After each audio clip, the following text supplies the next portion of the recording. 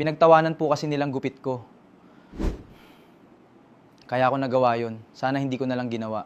Kakiers, isa nga sa mga nakakagulat na detalye po na lumabas sa mga ulat tungkol po sa nangyaring trahedya po sa isang paralan sa Tacloban City ay ito po. Matagal na umanong nakaranas ng pambubuli ang mga sangkot po na kabataan.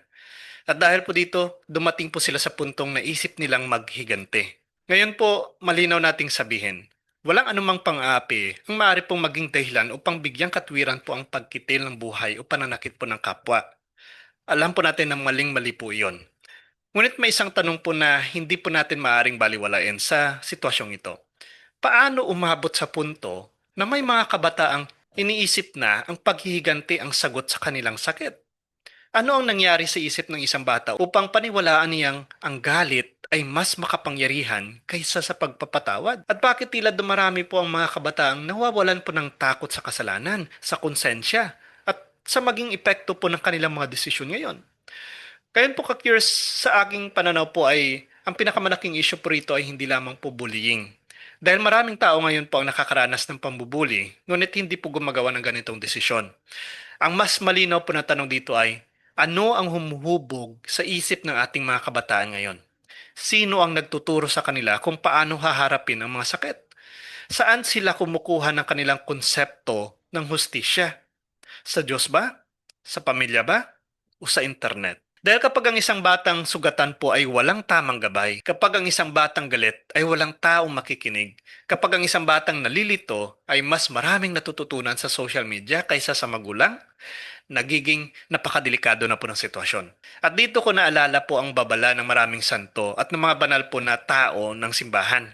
Na isa po sa pinakamalaking laban po ng ating panahon ay hindi lamang po laban para sa katawan ng kabataan, kundi laban po para sa kanilang isip, laban para sa kanilang puso, laban para sa kanilang kaluluwa.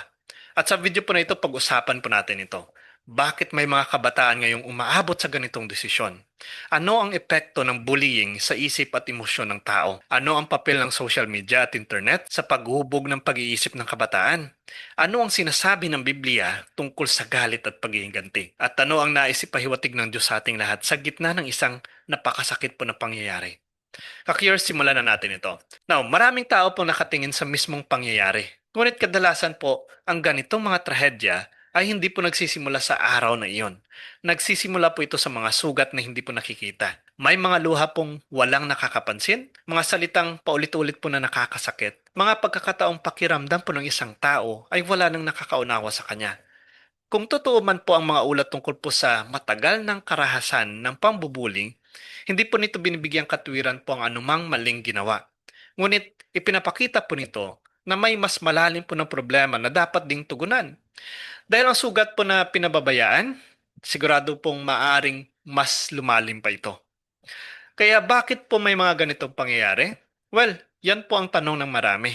Bakit may mga kabataang umaabot sa matinding galit? Bakit may mga kabataang nawawala ng direksyon? Biblical ba ang mga ganitong krisis? Well, malinaw po ang sinasabi sa Biblia. Yes, matagal nang binalaan po ng Biblia ang tao tungkol po sa kalagayan ng puso kapag napuno ng galit, ng puot, at kawalan ng Diyos. In Ephesians chapter 4 verse 26 to 27 sinasabi po, "Do not let the sun go down on your anger." Pansinin niyo po ito. Hindi po sinasabing walang galit. Ngunit ang galit po na hindi nahihilom, maaaring maging pintuan po ng mas malaking problema. Kaya ka-curious, sa aking pananaw po, isa po sa pinakamalaking problema po ng ating panahon ngayon ay hindi po ang kakulangan ng impormasyon. Sa katunayan po, hindi pa kailanman naging ganito po kadaling makakuha ng impormasyon. Sa isang pindot po lamang, maaari nang malaman po ng isang bata ang halos anumang bagay sa mundo. May internet na po, may artificial intelligence, may social media na, may YouTube, may TikTok, may Facebook. May libo-libo pong videos na maaaring panoorin po araw-araw. Ngunit narito po ang masakit na katotohanan. Habang dumarami pong impormasyon, tila nababawasan naman ang karunungan. Habang lumalawak na pong kaalaman, tila humihina naman ang konsensya. At dito na po tayo dapat magtanong. Sino ang humuhubog sa isip ng ating mga kabataan? Sino ang nagtuturo sa kanila kung paano haharapin ang galit?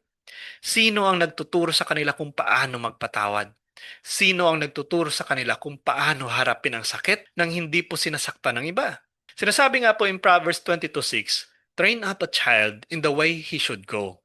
And when he is old, he will not depart from it. Pansinin niyo po ito. Hindi po sinasabi ng Biblia na bigyan mo lamang ng impormasyon ng bata. Hindi po sinasabi na pag-aralan mo lamang. Hindi po sinasabi na bigyan mo lamang ng cellphone.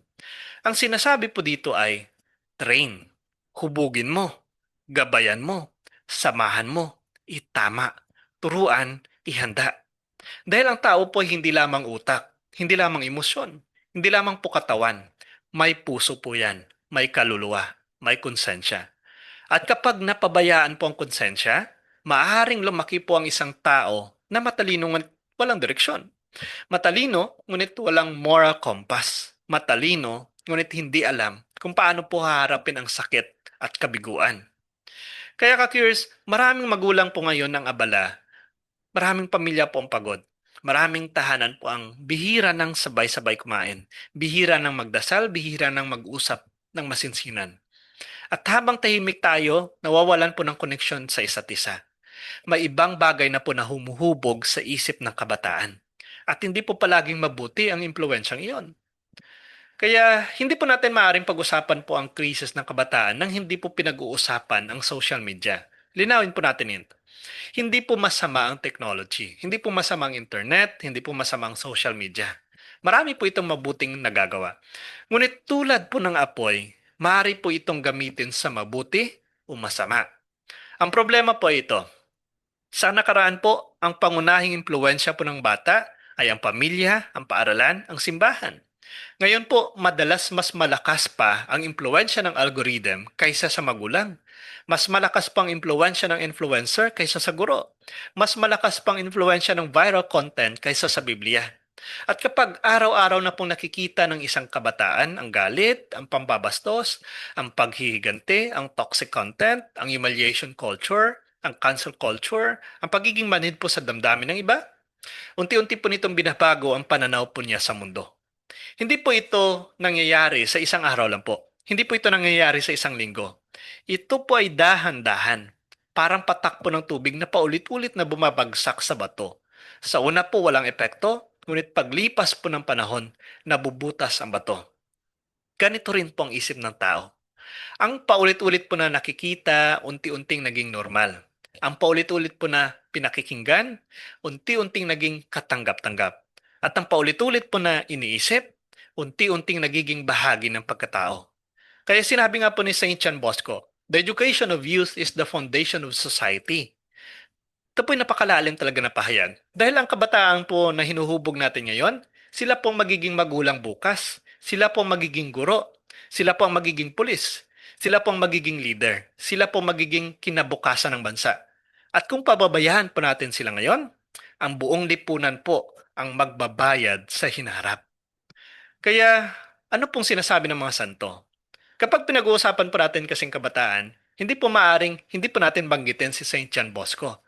Siya po ay kilalang kilala po bilang santo po ng kabataan. At alam po ninyo kung bakit? Dahil nakita po niya ang isang bagay na hindi po nakikita ng marami. Nakikita niya na sa likod po ng isang batang magulo, may batang sugatan. Sa likod po ng isang batang matigas ang ulo, may batang naghahanap po ng pagmamahal.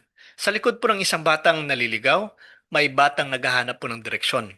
Sinabi po ito ni Saint John Bosco, "It is not enough to love the young, they must know that they are loved." Napakaganda po nito. Hindi po sapat na mahal natin sila. Kailangan maramdaman talaga nila na mahal sila. Kailangan marinig talaga nila iyon. Kailangan makita talaga nila. Marahil maraming kabataan po ngayon ang may bahay pero wala pong tahanan.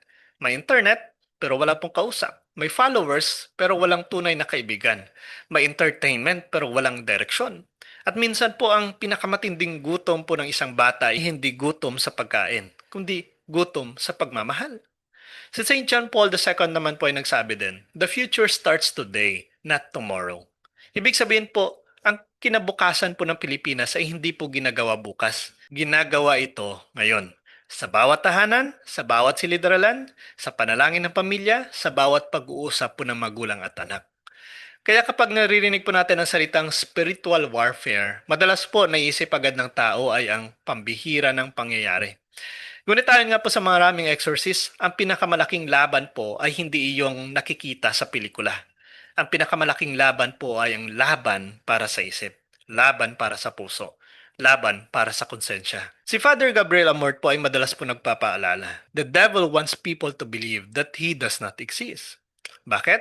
Dahil kapag nakalimutan po ng tao ang spiritual na buhay, mas madali po siyang malinlang, mas madali po siyang mawala ng direksyon, mas madali po siyang mawala ng pag-asa. In Ephesians 6:12 po, our struggle is not against flesh and blood. Hindi po ibig sabihin nito na bawat problema ay gawa na ng demonyo. Hindi po. Ngunit ipinapaalala po nito na ang tao ay hindi lamang po material na nilalang.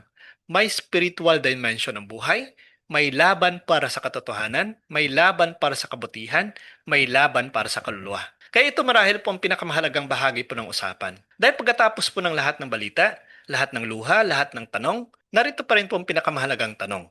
Hindi kung sino ang dapat sisihin, hindi po ang kung sino ang dapat pagalitan, kundi ano ang dapat nating matutunan. Marahil ito po ang paalala ng Diyos sa ating lahat. Pakinggan natin ang ating mga kabataan. Bago sila sumigaw, makinig na tayo. Bago sila mawala ng pag-asa, yakapin na natin sila. Bago sila maligaw, gabayan na natin sila. Turuan po natin silang magpatawad. Turuan po natin silang humingi ng tulong. Turuan po natin silang magsalita kapag sila ay nasasaktan. Turuan natin silang lumapit sa Diyos. Dahil maraming sugat po ang hindi nakikita ng mata.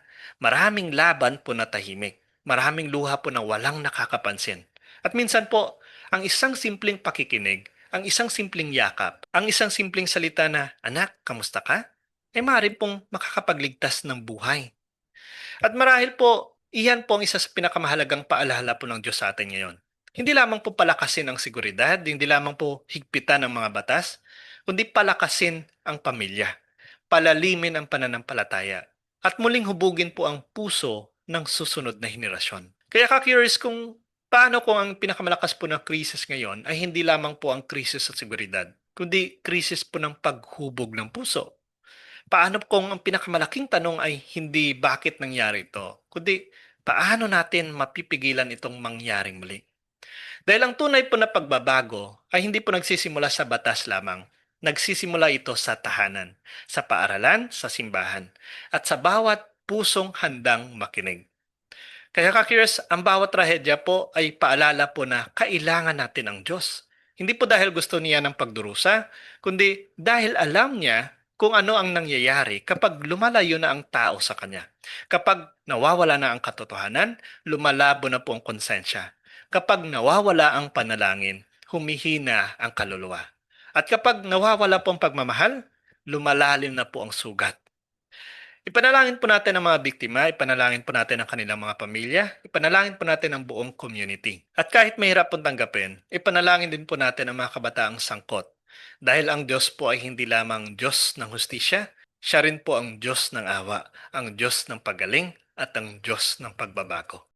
Cruzada sin luz, non da cosine kidus, badeveto satana, num suave mi kivana, son mala quelibas, ipse vene da viva.